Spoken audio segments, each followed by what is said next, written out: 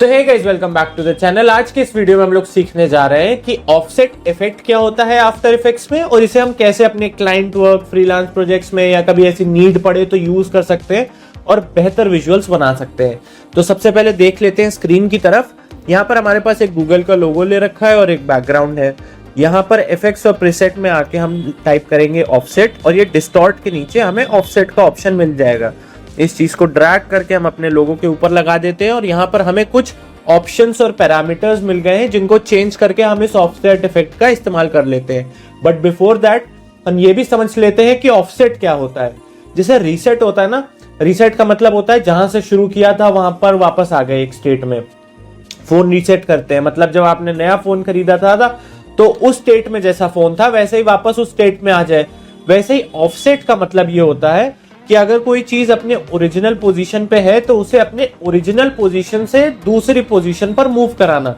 अब ये पोजीशन भी हो सकती है, ये टाइम वैल्यू भी हो सकती है, ये कोई पैरामीटर जैसे रोटेशन भी हो सकता है। तो offset is basically changing its position या changing its value. Value is the right term for anything that you might want to use it for. Changing a value from its original value, तो उसे offset effect कहेंगे। नहीं समझ में आया? No worries, यहां समझते हैं तो समझ में आएगा।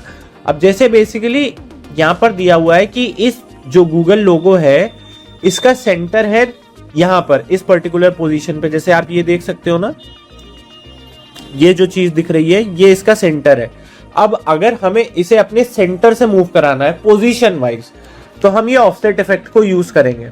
जैसे अगर मैं इसको वैल्यू को इसको स्क्रब करूं, स्क्रब क्या होता है? जब हम वैल्यूज को एंटर करके बढ़ा घटा नहीं रहे हैं बट उसे ऐसे एरो के थ्रू कर रहे हैं तो इसे स्क्रबिंग कहते हैं। तो बेसिकली आप देख रहे होगे कि ये अपनी पोजीशन से आगे पीछे जा रहा है, राइट? तो ये हॉरिजॉन्टल हो रहा है, सिमिलरली वर्टिकल के लिए करना है तो ऐसे हो जाएगा। तो ये बेसिकली हमारा ऑफसेट हो गया कि हमने इसको पोजीशन वाइज अपनी ओरिजिनल पोजीशन से इसको हम ऊपर नीचे आगे पीछे कर रहे हैं। अगर इसको रिसेट कर दें यहां पर तो इस पे एक और ऑप्शन है कि ब्लेंड विद ओरिजिनल, मतलब जो ओरिजिनल पोजीशन थी उसी के साथ इसको ब्लेंड कर दें। जैसे अब आप देख रहे होगे कि यहां पर जो ओरिजिनल वाला लोगो है वो आ रहा है ओरिजिनल पोजीशन के साथ और ये थोड़ा सा ट्रांसपेरेंट होता जा रहा है। तो ये एक ऑप्शन है जो आप यूज कर सकते हो। अब ऐसा नहीं है कि अगर आपको पोजीशन ऑफसेट करनी है तो यही है आपके पास ऑप्शन है।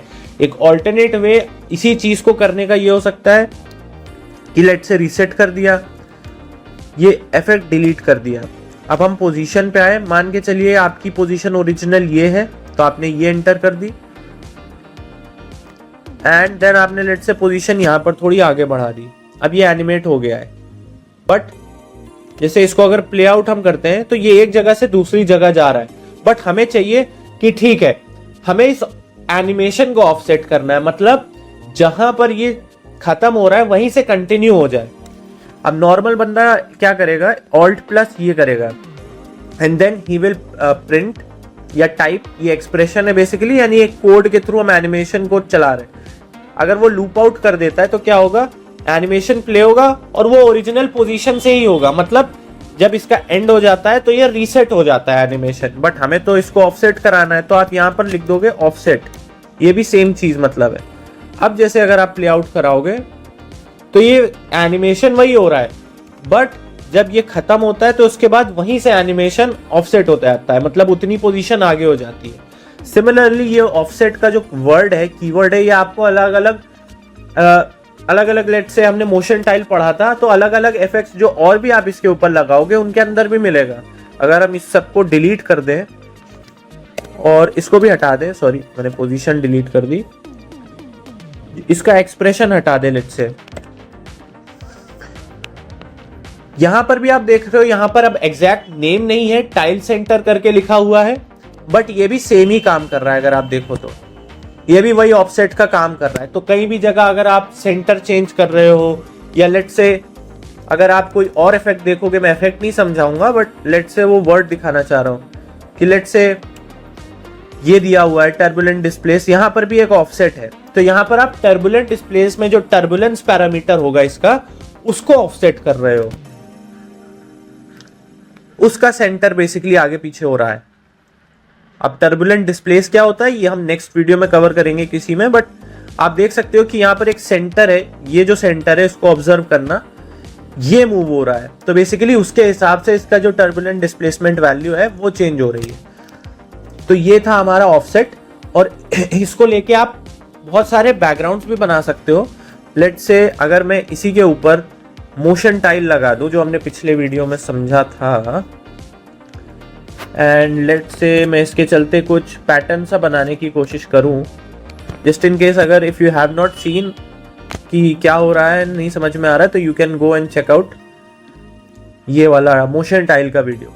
एंड अब अगर हम इसके ऊपर ऑफसेट लगाते हैं, वैसे ऑफसेट लगाने की जरूरत नहीं है बिकॉज इसमें ऑलरेडी हमें वो ऑप्शन दे रखा गया है मोशन टाइल का जो ऑफसेट का काम करता है, but just I am showing you.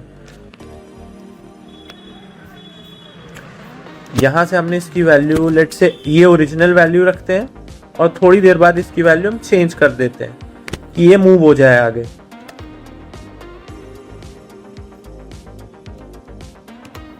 तो जैसा you can see, I guess वो लोड हो गया है। यू दबाओगे तो जितने भी एनिमेशन आप एक जगह करके रखते हो ना वो आपको दिख जाएंगे।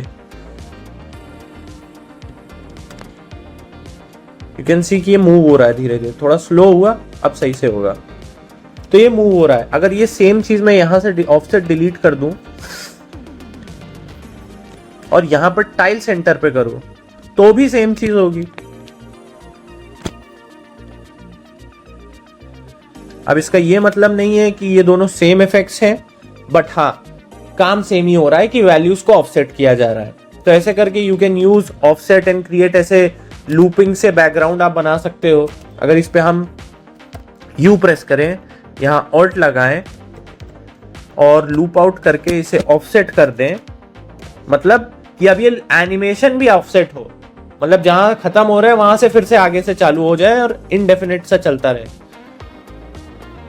तो अब आप देख रहे हो कि पहले तो वैल्यूज, अब ये मेरा सिस्टम थोड़ा स्लो चल रहा है, बट हाँ आप समझ गए होगे कि ये बेसिकली पहले तो थोड़ी देर के लिए एनिमेशन चल रहा था, बट अब ये कंटिन्यूअसली चलता ही चला जा रहा है, एंडलेस सा।